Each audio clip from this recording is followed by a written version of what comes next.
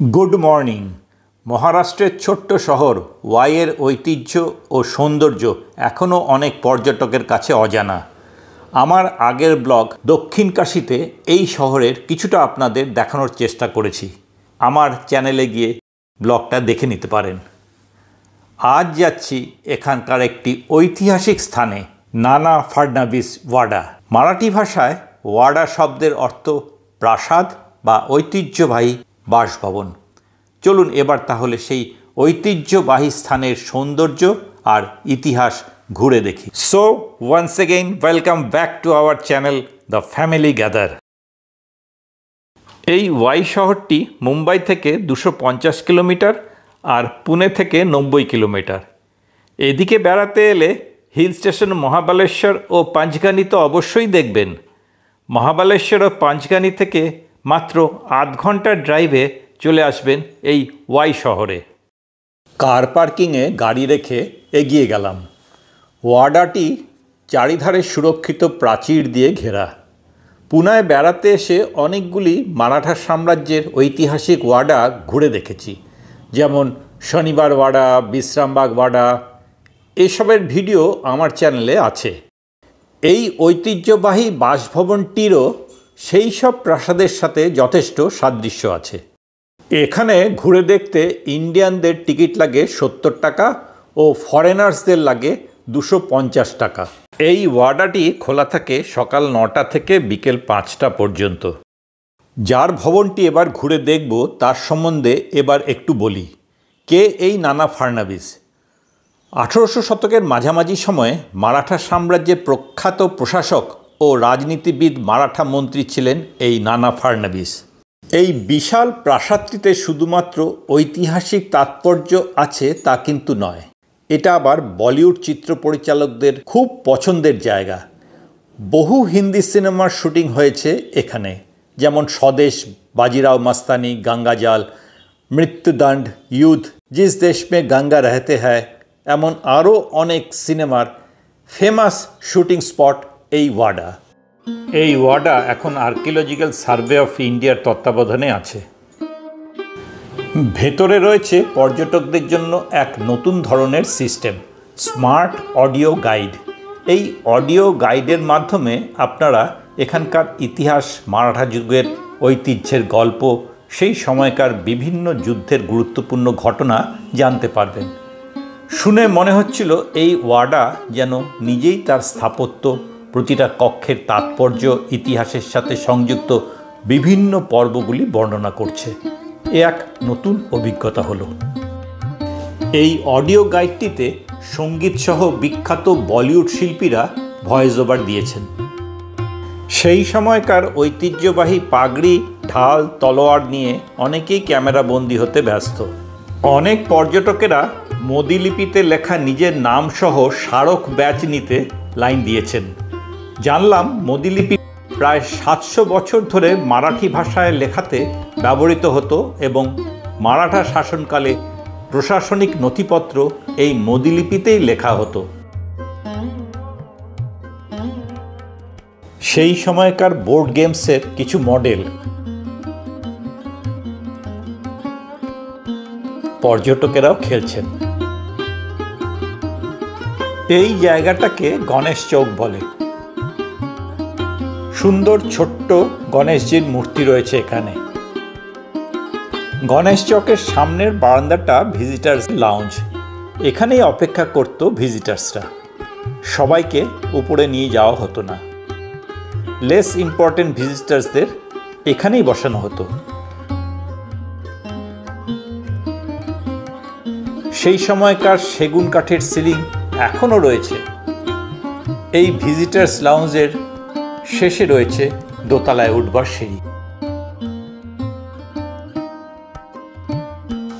দোতলায় উঠবার সিঁড়িটাকে খুবই ন্যারো করা হয়েছে সিকিউরিটির জন্য, যাতে একসঙ্গে বেশি লোক উপরে না উঠতে পারে। 1780 সালে নির্মিত এই রাজভবনটি পাথরের ভিতের উপর তৈরি, যার উপর দোতলার কাঠের কাঠামো রয়েছে। সেগুন কাঠ দিয়ে তৈরি এই রকম স্ট্রাকচার মারাঠা সাম্রাজ্যের প্রতিটি প্রাসাদ বা ওয়াডাতে চোখে পড়ে। দেওয়ালগুলি ইট, শুকনো মাটি, খড় ও চুনের মিশ্রণ দিয়ে বানানো। এই জায়গাটা নানা ফার্নাবিসের ড্রয়িং রুম ছিল। সিলিংয়ে রয়েছে অপূর্ব খোদাই করা কারুকার্য, মারাঠা স্থাপত্য শৈলীর সুন্দর উদাহরণ।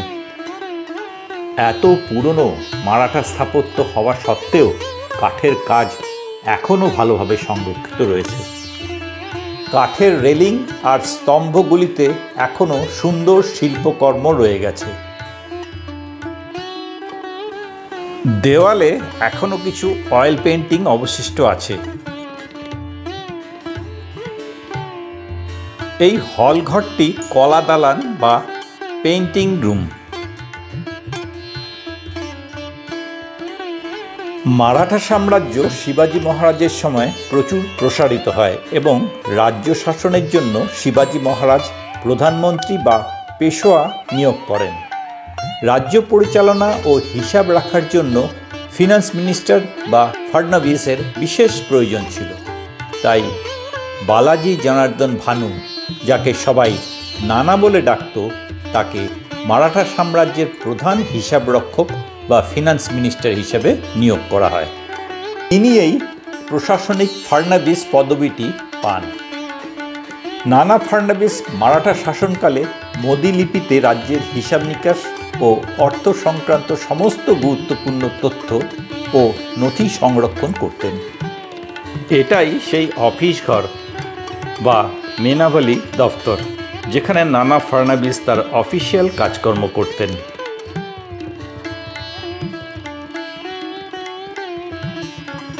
মহারাজ নানাকে এই মেনাভালি গ্রামে বেশ কিছু জমি দিয়েছিলেন, যাতে সে নিজের জন্য একটি ভবন তৈরি করতে পারেন।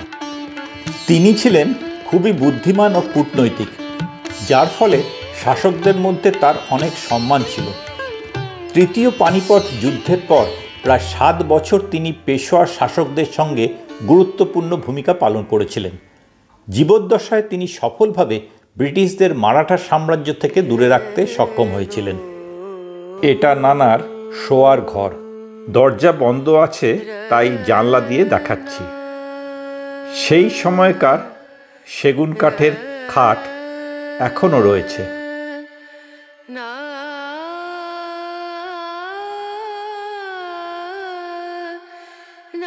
এটা নগরখানা। এখানে কোনো বিশেষ দিন, উৎসব বা ইম্পর্ট্যান্ট পার্সনের আগমনের খবর ঘোষণা করা হতো সঙ্গীত বাজিয়ে। এটা একটি ছোট উঁচু মঞ্চ। নানা ফাডনবিস শুধু এই বাসভবনটি তৈরি করেননি, তিনি তার এই বাসভবনের কাছ দিয়ে বয়ে যাওয়া কৃষ্ণা নদীর সুন্দর ঘাটও বানিয়েছিলেন। এই ঘাটটি মেনাবলি ঘাট নামে পরিচিত। ঘাটের পাড়ে তিনি একটি শিব মন্দির ও বিষ্ণু মন্দির স্থাপন করেছিলেন, ওই যে দেখা যাচ্ছে।